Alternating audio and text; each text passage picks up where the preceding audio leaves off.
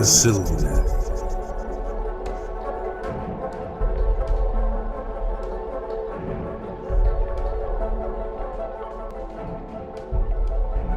They are the gale that howls through forest canopies. They are the fury of the wild places. They are the stabbing thorn and the tearing root, the grinding rock and the choking vine. They are the Sylvaneth, forest spirits of terrifying power, and to those who despoil their lands, they are death. The Sylvaneth are the offspring of the goddess Alariel, queen of the radiant wood.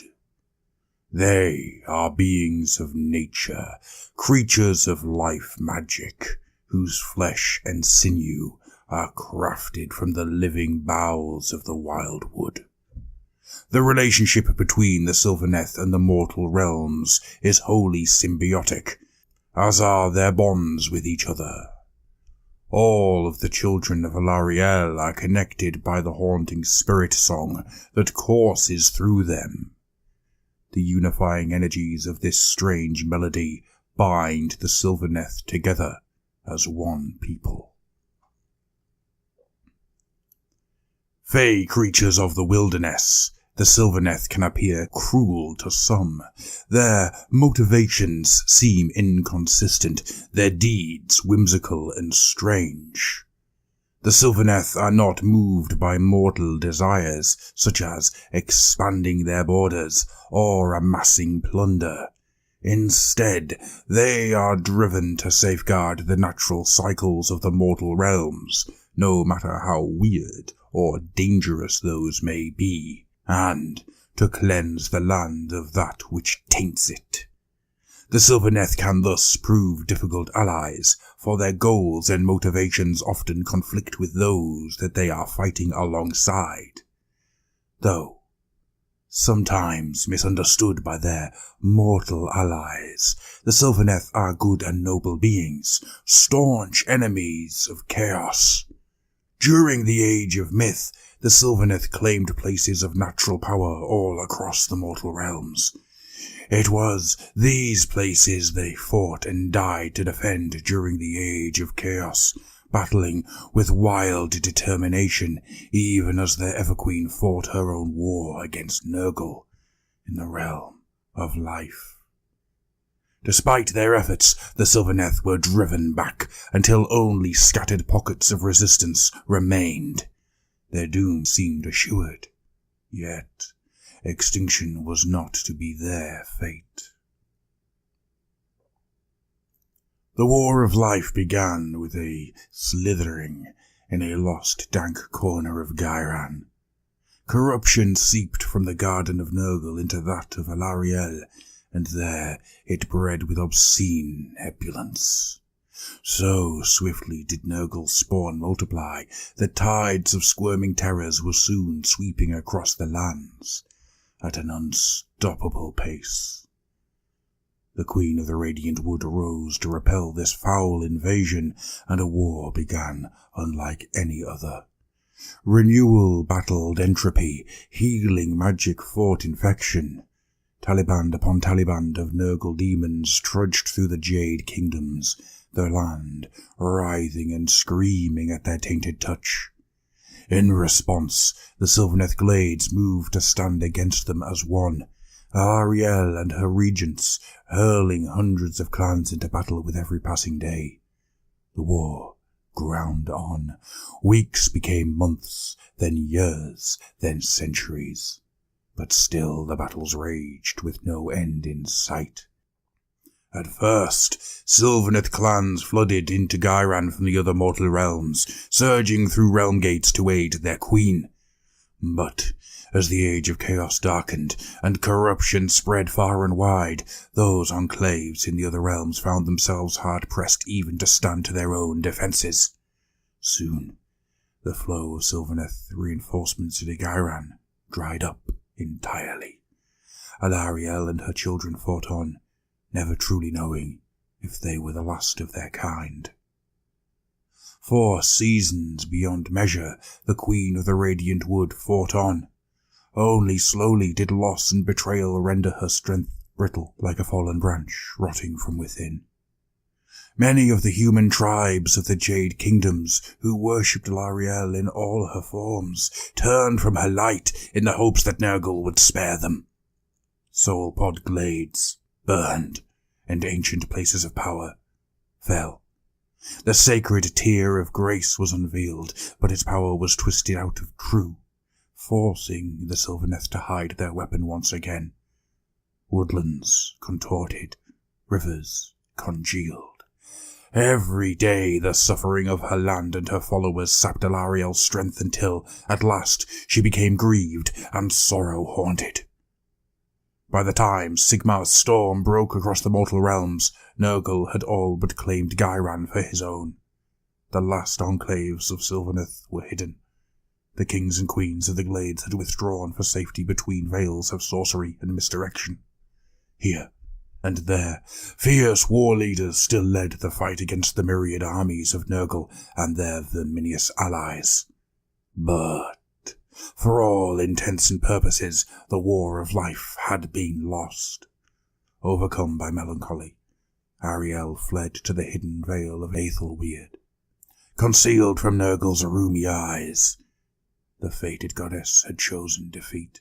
She wished only to brood amidst the echoes of glories past, giving in to the nature of her people and becoming more bitter by the day. Blinded by her anguish, Alariel did not know that an old friend was seeking her out.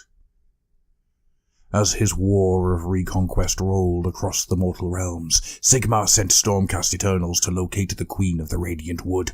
These envoys brought offers of a renewed alliance against the Chaos Gods, and overcame many perils to find Alariel. In doing so, the Stormcast inadvertently led the hordes of Nurgle straight to the goddess's hiding place. The battle that followed was brief and vicious. Stirred to war, Alariel fought to protect Aethelweird, but the enemy was too strong and too many. In the end, the goddess was forced to flee, escaping Aethelweird with a ragged band of Sylvaneth and Stormcast Eternals. Alariel angrily blamed the Stormcast for her terrible predicament. Yet, in being ousted from her hiding place, the goddess had realized that she still possessed the will to fight. On the heels of this revelation came crushing doubt. What if, in her misery, Alariel had left it too late to make a stand? What if she failed, as no mother should? It was this thought that robbed the last of Alariel's strength, and saw her transform into a soul pod. When she collapsed and shrank into her glowing soul pod form, it seemed that all was lost. The goddess could not battle her tormentors in such a state. With her realm so diseased, there was no guarantee Alariel would ever have the strength to rejuvenate herself again. Even if she did, none could be sure she would not be tainted by the poisons of chaos that coursed through the land. Led by the Plague Lord Torglug the Despised, Nurgle's servants had smashed their way past the rearguard of Sylvaneth, who stood to bar their path. Torglug's festering horde was snapping at the heels of Hilariel's guardians, sure of imminent victory. The darkness of such impossible odds allows true heroes to shine all the brighter. The Lady of Vines took Alariel's soul pod and led her desperate warband into the wilds. The branch wraith moved with purpose, determined that her mother would never fall into Nurgle's festering clutches. Alariel's protectors made haste along the cascading path. This magical causeway flowed across the lands in a raging torrent of life, bearing the Sylvaneth and Stormcasts to the edge of the forest of Druidia. Their head start was short-lived, however, for Torglug was a native of Ghyran, and he knew also of the Spirit Path. By the time the Lady of Vines and Loris Grin were leading their forces to the edge of the Sea of Serpents, the hordes of Nurgle were slithering ever closer behind. It was then that the land itself came to Ariel's rescue in the form of a dying Jotunberg, one of the fabled living winters. An animate mountain of incredible size, this monolithic being had sickened beneath the influence of Nurgle, though it had managed to muster enough strength to lumber into the ocean waves before it fell for the last time. As the Schottenberg passed, its ensorcelled energies flowed outwards, freezing the sea of serpents into a wave-curdled ice shelf, across which Ariel's guardians continued to flee. By now, the protectors were fighting almost every step of the way. Lord Castelliant Grim and his hallowed knights won one savage rearguard clash after another. Forest spirits from half a dozen clans fought and died to protect Ariel. Tree lords of Clan Langeredel battled alongside dryads from clans Biarath and Hethrel.